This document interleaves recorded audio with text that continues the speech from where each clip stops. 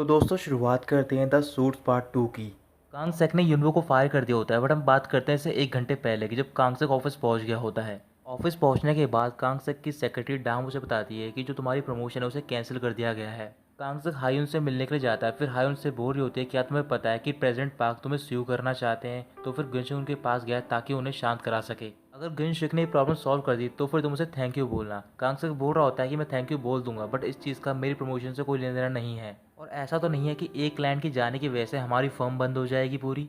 आर्यन बोल रही होती है कि तुम बिल्कुल ठीक कह रहे हो, बट प्रेजेंट पार्क हमारी फर्म के सबसे बड़े क्लाइंट है और तुम्हारी वजह से वो फर्म छोड़कर जा रहे हैं, तो फिर मैं तुम्हें प्रमोट कैसे कर सकती हूँ। जितने भी हमारे पार्टनर हैं वो सारे तुम्हारे अगेंस्ट में हैं, तो फिर मैं तुम्हारी हेल्प नहीं कर सकती हूँ, और वैसे भी तुम्हें झूठ नहीं बोलना चाहिए था। इसी वजह से कांगसक युनवो को फायर कर रहा होता है। तो फिर युनवो कांगसक से बोल रहा होता है कि आज मेरा फर्स्ट डे है और तुम मुझे आज ही फायर कर रहे हो, क्या ये मेरा टेस्ट हो रहा है। तो फिर कांगसक मना करता है और बोल रहा होता है कि अभी मैं एक नाइफ के एज पर खड़ा हूँ। अगर किसी को पता चल गया है कि तुम अनक्वालिफाइड हो और साथ ही में तुम्हारे पास लॉ की डिग्री भी नहीं है, तो फिर उसी नाइफ से मेरी मौत हो जाएगी। और वैसे भी प्रॉब्लम मैं नहीं हूँ बल्कि तुम है, क्योंकि तुम्हारे पास डिग्री नहीं है। तो फिर युनवो बोल रहा होता है मैं थोड़ा होपफुल हूँ, मुझे लगा था कि आप दूसरों के जैसे नहीं होंगे। युनवो बोल रहा होता है मुझे नहीं पता कि आप कौन सी नाइफ के एज पर खड़े हो, बट मैं यही चाहूँगा कि आप एक और बार सोचो, और साथ ही में मैं आपसे प्रॉमिस करता हूँ कि मेरी वजह से वो नाइफ आपको स्टैब नहीं कर पाएगी। कांगसेक मना करता है और वो बोल रहा होता है कि मैं तुम्हें नहीं रखना चाहता क्योंकि तुम मेरी वीकनेस बन जाओगे।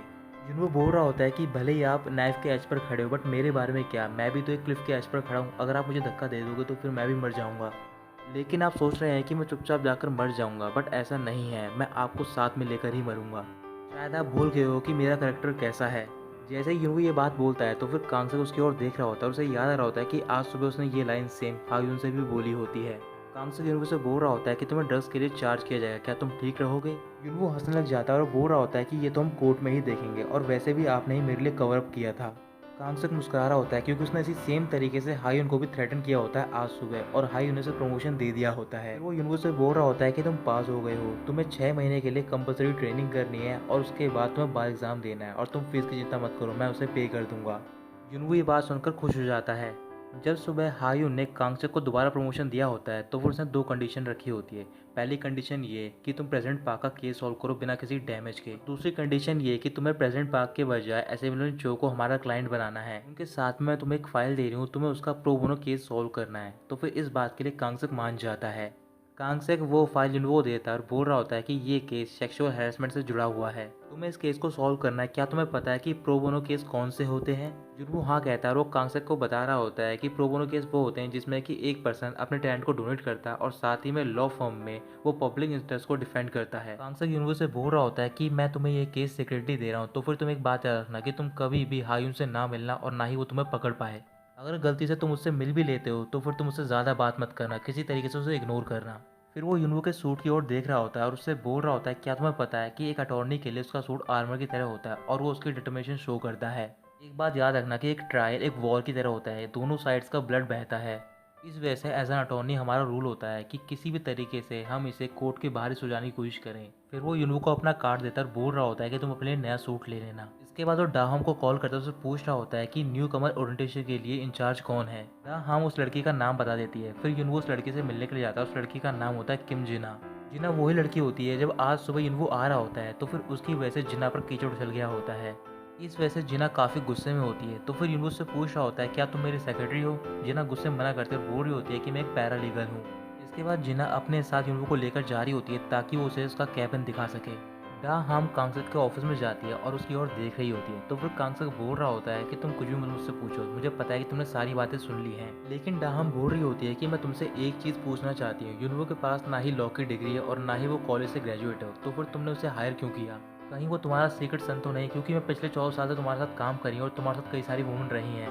कांगसेक इस बात का जवाब नहीं देता और उससे बोलता है कि मैं बिजी हूँ, तुम बाहर चली जाओ। फिर डाहम बाहर चली जाती है। जिना युनवो को एक फ्लोर पर लेकर जाती है जहाँ पर फर्स्ट ईयर के एसोसिएट काम करते हैं, और जिना के हाथ में कॉफ़ी होती है और कॉफ़ी को देखकर मुस्कुराने लग जाती है। युनवो जिना के पीछे चल रहा होता है, तभी अचानक से जिना रुक जाती है ताकि वो कॉफ़ी युनवो के ऊपर गिर जाए। लेकिन ठीक टाइम पर युनवो वहाँ से हट जाता है। फिर वो जिना से बोल रहा होता है कि शायद तुमने ये जानबूझकर किया है। जिना बोलती है कि मुझे कोई फर्क नहीं पड़ता, तुम कुछ भी सोचो। फिर इसके बाद वो उसे उसकी टेबल दिखाती है। युनवो केविन देखकर बहुत खुश हो रहा होता है। तो फिर जिना बोल रही होती है कि फर्स्ट और सेकंड बेसमेंट रेफरेंस के लिए है और जो थर्ड फोर्थ फिफ्थ फ्लोर है वो एसोसिएट के लिए है। लेकिन युनवो उसकी बात पर ध्यान नहीं दे रहा होता। तो फिर जिना गुस्से में बोल रही होती है क्या तुम ये सारी बातें नहीं लिख रहे हो। इसके इसके बाद यूनवो बोलना स्टार्ट करता है और वो कहता है कि 6th और 7th फ्लोर पार्टनर्स के लिए और 8th फ्लोर सीनियर पार्टनर के लिए है, 9th फ्लोर मीटिंग रूम के लिए और 10th फ्लोर वीआईपी क्लाइंट के लिए, और जो लास्ट में 11th और 12th फ्लोर है वो है वीआईपी लॉन्च। जीना कुछ भी नहीं बोलती और वो यूनवो को घूर कर देखती फिर वहाँ से चली जाती है। कांगसक अपने ऑफिस में होता किसी से बात कर रहा होता है, फिर उस पर्सन से बोल रहा होता है कि प्रेसिडेंट पार्क मुझे स्यू क्यों कर रहे हैं जबकि उनके पास कोई अटॉर्नी भी नहीं है। इसके बाद वो गुनशुक के ऑफिस में जाता है उससे मिलने के लिए और उससे बोल रहा होता है मैंने सुना है कि तुम आज प्रेसिडेंट पार्क के साथ गोल्फ खेलने के लिए गए थे। गुनशुक बोल रहा होता है कि तुमने बिल्कुल ठीक सुना है क्योंकि मैं वहाँ पर तुम्हारी वजह से गया था, तुमने जो मैस क्रिएट किया है मैं उसे सॉल्व करने गया था। किसी तरीके से मैंने प्रेसिडेंट पार्क को समझा तो लिया है बट मुझे नहीं पता कि तुम्हारे लाइसेंस के साथ क्या होगा। कांगसक बोल रहा होता है कि ये अजीब बात है, प्रेसिडेंट पार्क मुझे स्यू करने की बात कर रहे हैं बट उन्होंने एक भी अटॉर्नी हाई नहीं करा है। लगता है किसी एम्प्लॉय ने हमारी फर्म में से प्रेसिडेंट पार्क को कुछ इन्फॉर्मेशन लीक करके दी है जो हमारी फर्म के फैक्ट जानता हो और साथ ही में मेरे खिलाफ ग्रज हो। पता नहीं वो पर्सन कौन होगा। तो फिर गंशक बोल रहा होता है क्या तुम मेरे पे इल्ज़ाम लगा रहे हो। कांगसक मना करता है और बोल रहा होता है तुम्हें तो पता है कि हमारी फर्म उस मेंबर को इतना हेट करती है जो कि अंदर से इन्फॉर्मेशन लीक करता है। अगर उस पर्सन के बारे में पता चल जाएगा तो फिर उसकी लाइफ बर्बाद हो जाएगी। पर मैं सोच रहा हूँ कि मैं फर्म का साथ दूँ या फिर उस पर्सन का।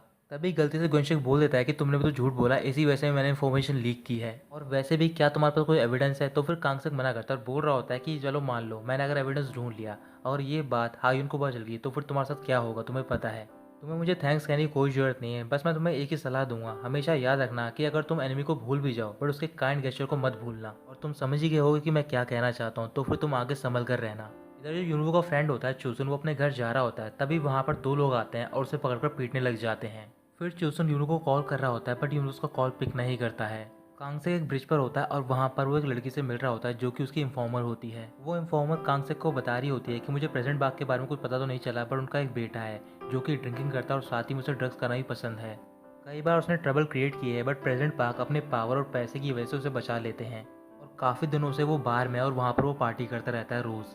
इसके बाद वो उसे पेन ड्राइव देती है। तो फिर कांगसुक पूछ रहा होता है कि असेंबली मैन के बारे में क्या पता चला है तुम्हें। इन्फॉर्मर बोल रही होती है कि असेंबली मैन में कोई प्रॉब्लम नहीं है, वो एक एल्डर मेंबर है सिल्लाक चर्च के। उनका ड्रीम है कि वो वहाँ पर लीडर बनना चाहते हैं और उस चर्च का जो भी लीडर होता है वो एक कांग्रेसमैन और मिनिस्टर से ज़्यादा पावरफुल होता है। कुछ देर बाद कांगसक उसी चर्च में पहुँच जाता है तो फिर वहाँ पर असेंबली मैन चाह होते हैं। असेंबली मैन पूछ रहे होते हैं कि तुम यहाँ पर क्या कर रहे हो। तो फिर कांगसक बोल रहा होता है मैंने फैसला कर लिया है कि अब मैं भी चर्च अटेंड करूँगा, क्या पता कहीं अगर आप फ्यूचर में लीडर बन गए तो फिर आप भी मेरी हेल्प कर पाओगे। असेंबली मैन बोल रहे होते हैं कि तुम मेरे साथ मजाक मत करो बट तुम मुझे सच बताओ कि तुम यहाँ पर क्यों आए हो। फिर कांगसक बोलता है मैंने सोचा कि मैं आपकी हेल्प कर दूँ चर्च से रिलेटेड बिजनेस में और मेरे को उसके लिए एक्सलेंट कार्ड मिल गया है। जो बोर्ड चेयरमैन है यूरिम हॉस्पिटल की वो भी इस पोजीशन के लिए लड़ रहे हैं। फिर वो अपना टैबलेट निकालता है और उसमें हॉस्पिटल की लेजर दिखा रहा होता है उन्हें। वहीं पास में बोर्ड चेयरमैन भी होते हैं और वो कुछ मेंबर से बात कर रहे होते हैं। तो फिर असेंबली मैन की ओर देखकर बोल रहे होते हैं कांगसक से मुझे नहीं लगता कि ये कार्ड गेम को शेक कर पाएगा। कांगसक बोल रहा होता है कि आपको चिंता करने की कोई जरूरत नहीं, जैसे ही वो ये हमारा कार्ड देखेगा तो फिर वो अपने आप फोल्ड करके गेम छोड़कर चला जाएगा, बस आपको स्माइल करने की जरूरत है। तभी अचानक से बोर्ड चेयरमैन के पास किसी का मैसेज आता है और वो असेंबली मैन की तरफ देख रहे होते हैं और असेंबली मैन की ओर देखकर मुस्कुराने लग जाते हैं। बोर्ड चेयरमैन गुस्से में वहाँ से चले जाते हैं। फिर असेंबली मैन अपने सेक्रेटरी को कॉल करके उससे बोल रहे होते हैं कि आज के बाद से कांगन हम हमारा लीगल एडवाइज़र है। यूनवो को कांगसेक ने जो प्रोबोनो केस दिया होता है तो फिर वो उसकी विक्टिम से मिलने के लिए जाता है। उस विक्टिम का नाम होता है मेसुक। फिर मेसुक यूनवो को बता रही होती है कि वो सेक्रेटरी की पोजीशन के लिए इंटरव्यू देने के लिए गई थी डिजिटेक कंपनी में। कंपनी के प्रेसिडेंट ने मुझे एक्सेप्ट कर लिया बट एक हफ्ते बाद मैं वहाँ पर अनकंफर्टेबल फील करने लग गई क्योंकि वो मेरे साथ गलत हरकतें कर रहा था। इस वजह से मैंने कंप्लेंट फाइल की बट मुझे प्रेसिडेंट ने जॉब से निकाल दिया। उल्टा मेरे पे ये इल्ज़ाम लगा दिया कि मैं बिना किसी लीव की छुट्टी पर थी। यूनू पूछ रहा होता है कि आपकी किसी ने हेल्प नहीं करी। तो फिर मिसुक मना करती है और बोल रही होती है कि शायद वो सारे डरे हुए थे और वो मेरे खिलाफ ही बोल रहे थे। मेरा डिवोर्स हो रखा है तो फिर मैं प्रेसिडेंट को सेड्यूस करना चाहती हूँ और मैं एक गोल्ड डिगर भी हूँ। फिर यूनवो का फ्रेंड चूसन घर पर होता है और वहाँ पर दो आदमी उसे बुरी तरीके से पीट रहे होते हैं और पीटने के बाद वो वहाँ पर कुछ ढूंढने लग जाते हैं। में से एक आदमी चूसन का फ़ोन लेता है और वो सीही को कॉल कर रहा होता है। तो फिर चूसन बोल रहा होता है कि तुम प्लीज़ सीही को कॉल मत करो, उसका इससे कोई लेना देना नहीं है। तभी चुल्सन को मिरर पर एक कार्ड दिखाई देता है जोकर का और उसके ऊपर लिखा होता है कांगनहाम लॉ फर्म।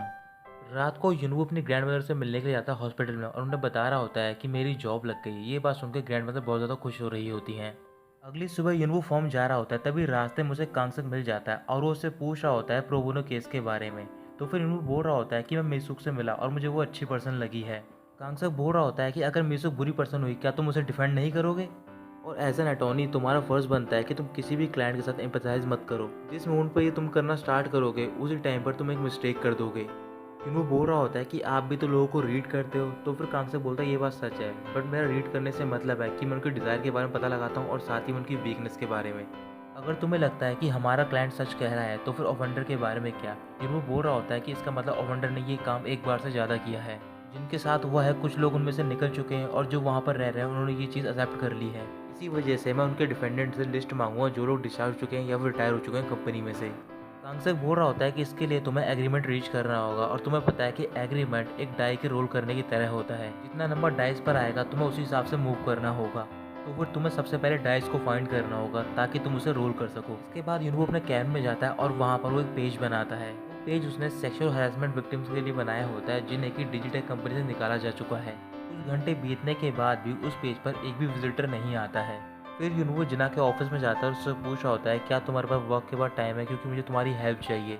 बट जिना मना कर देती है। तो फिर युनवो बोल रहा होता है क्या तुम हमेशा गुस्से में रहती हो? जिना बोल रही होती है कि तुम ये बात भूल जाओ, बट मुझे तुम्हें एक बात बतानी है कि तुम्हें गुनशिक सर ढूंढ रहे हैं। युनवो पूछ रहा होता है कि ये गुनशिक कौन है। फिर जिना उसे गुनशिक के बारे में बताती है। फिर इसके बाद युनवो गुनशिक से मिलने के लिए उसके ऑफिस में जाता है। गुनशिक युनवो की ओर देख रहा होता है और उससे पूछ रहा होता है क्या तुम्हें मेरे बारे में कांगसक ने नहीं बताया? तो फिर युनवो मना कर देता है।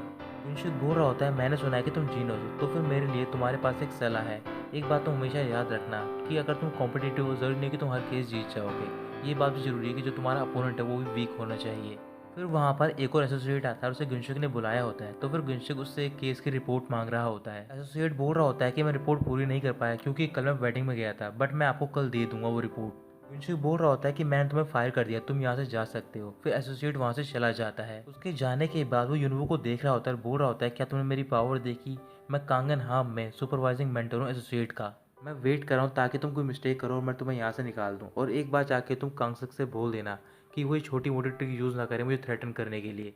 फिर युनवो कांगसक के ऑफिस में जाता है और सारी बातें बता देता है। तो फिर कांगसक बोल रहा होता है तुम गुनशिक की बातों पर ध्यान मत दो, शुरुआत से ऐसा ही है। तभी युनवो देखता है कि कांगसेक के हाथ में एक टैबलेट होता है और वो उसमें एक रिपोर्ट पढ़ रहा होता है। उस रिपोर्ट में प्रेसिडेंट पार्क की फैमिली होती है। प्रेसिडेंट पार्क का जो बेटा होता है वो होता है जुनप्यो। तो फिर युनवो बोल रहा होता है कि इसी ने मुझे फंसाने की कोशिश की थी वो ड्रग्स का बैग देकर।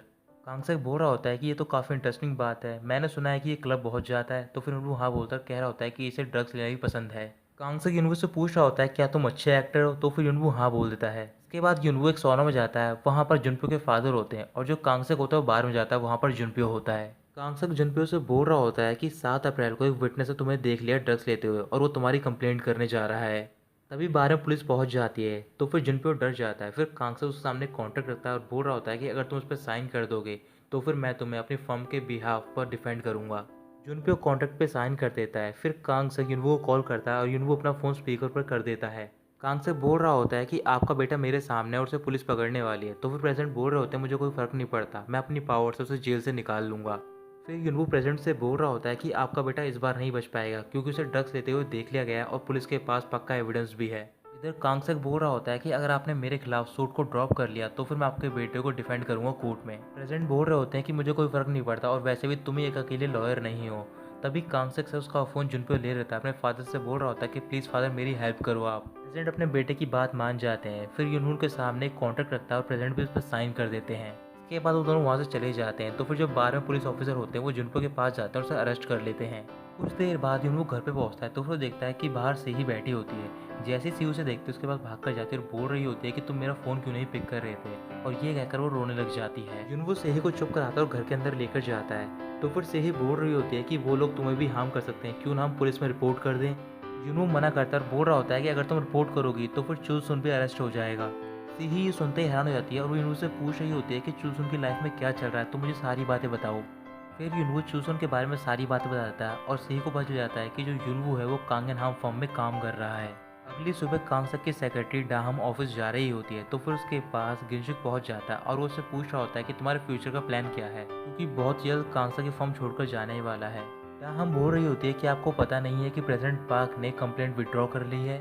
ये सुनते ही गिनशिक हैरान हो जाता है और डाहम बोल रही होती है कि उन्होंने प्रॉमिस भी किया है कि वो किसी भी कांगन हाम के लॉयर को कॉन्टेक्ट नहीं करेंगे फ्यूचर में।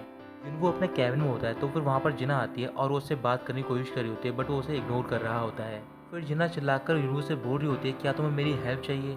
तभी यूनवो सुनता है और बोल रहा होता है कि हाँ मुझे तुम्हारी हेल्प चाहिए। फिर वो उसे अपनी वेबसाइट दिखा रहा होता है। तो फिर जिना बोल रही होती है, क्या तुम अपनी वेबसाइट में व्यूज़ और विजिटर बढ़ाना चाहते हो कि लोग इस पेज को फॉलो करें, और तुम काफ़ी जीनियस हो लोगों को गुस्सा दिलाने में, तुम्हें पता है ये बात?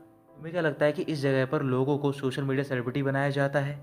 यूनवो बोल रहा होता है, क्या तुम अपसेट हो? तो फिर जिना कुछ भी नहीं बोलती और वहाँ से जा रही होती है। तभी यूनवो उसे रोकता है और उसे म्यूजिक के बारे में सारी बातें बताता है। तभी वहाँ पर कांगसक पहुँच जाता है और वो यूनवो का वो पेज देख लेता है। इसके बाद कांगसक अपने कुछ सेलिब्रिटी फ्रेंड को वो पेज फॉरवर्ड करता है ताकि वो पेज को और भी लोगों को सेंड कर सकें। ये करने के बाद कांगसक वहाँ से चला जाता है। फिर जो जिना होती है वो यूनवो से माफ़ी मांग रही थी, बोल रही होती है कि मैंने तुम्हारी पूरी बात नहीं सुनी थी, इस वजह से मैं गुस्सा कर रही थी तुम पे। और कुछ घंटे बीतने के बाद उस पेज पर कई सारे विजिटर आ जाते हैं। यूनवो पूरी रात अपनी कैन में रहता है। फिर वो अगली सुबह डाम से मिलने के लिए जाता है और वो उसे एक रिपोर्ट दे रही होती है। यूनवो बोल रहा होता है कि मुझे पूरी रात लगी अपनी वेबसाइट को ट्रेंडिंग पे लाने के लिए। डाम बोल रही होती है, तुम्हें क्या लगता है कि डिजिटेक कंपनी आराम से बैठ जाएगी? उनकी इमेज को काफ़ी डैमेज पहुंचा इस वजह से। फिर वहाँ पर कांगसक पहुंच जाता है और वो यूनवो से केस के बारे में पूछ रहा होता है। तो फिर यूनवो बोल रहा होता है कि सारी चीज़ें हमारे प्लान के अकॉर्डिंग चल रही हैं। कांगसक बोल रहा होता है कि ये सारी बातें तो हमें कोर्ट में पता चलेंगी। इसके बाद दोनों कोर्ट में जाते हैं। वहाँ पर डिजिटेक कंपनी का अटॉर्नी भी होता है। दोनों अटॉर्नी एक एक करके अपनी स्टेटमेंट देते हैं। फिर इसके बाद जज कांगसक से पूछ रहे होते हैं कि जो तुमने किया है उनसे इनकी कंपनी को काफ़ी डैमेज पहुंचा है। फिर कांगसक जज को एक फाइल देता है, बोल रहा होता है कि पहले आप इसे चेक करो। जैसे ही जज वो फाइल ओपन करता है तो फिर उसके अंदर कुछ भी नहीं होता। कांगसक बोल रहा होता है कि ऐसे ही हमें अपने केस में कोई विक्टिम नहीं मिला है, इस वजह से हमें ये कदम उठाना पड़ा। डिजिटेक कंपनी का अटॉर्नी बोल रहा होता है कि ऐसा कभी हुआ ही नहीं है हमारी कंपनी में, तो फिर तुम्हें कहाँ से मिलेगा कोई विक्टिम? जज कांगसक से पूछ रहे होते हैं कि अब तुम्हें क्या चाहिए? तो फिर कांगसक बोल रहा होता है कि मुझे उन सारी फीमेल की लिस्ट चाहिए जिन्हें कि निकाल दिया गया और जिन्होंने रिजाइन किया है कंपनी में से।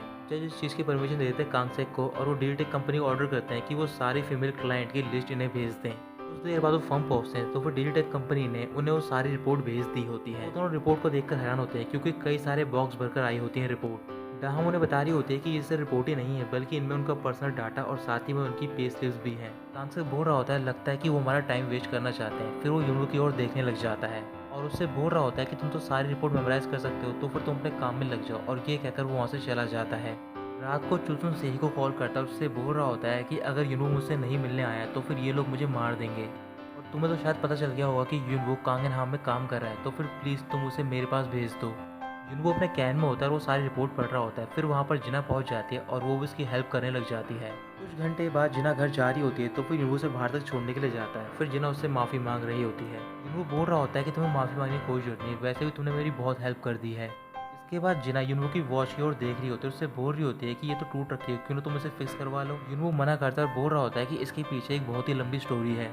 फिर यूनवो जिना से बोल रहा होता है, क्या तुम मुझ में इंटरेस्टेड हो? क्योंकि तुम शुरुआत में मुझसे नफरत करती थी। कहा जाता है कि अगर एक पर्सन दूसरे पर्सन से बिना किसी रीज़न के हेट करता है तो फिर उसका मतलब होता है कि वो उतना ही उसमें इंटरेस्टेड भी है। जिना मना कर देती है। तभी वहाँ पर सीही पहुँच जाती है और उन दोनों को बात करता हुआ देखते हुए वहाँ से चली जाती है। अगली सुबह जिना यूनवो के कैबिन में जाती है तो फिर वहाँ पर से एक रिपोर्ट मिलती है एक विक्टिम की। उसका नाम होता है यूनयंग।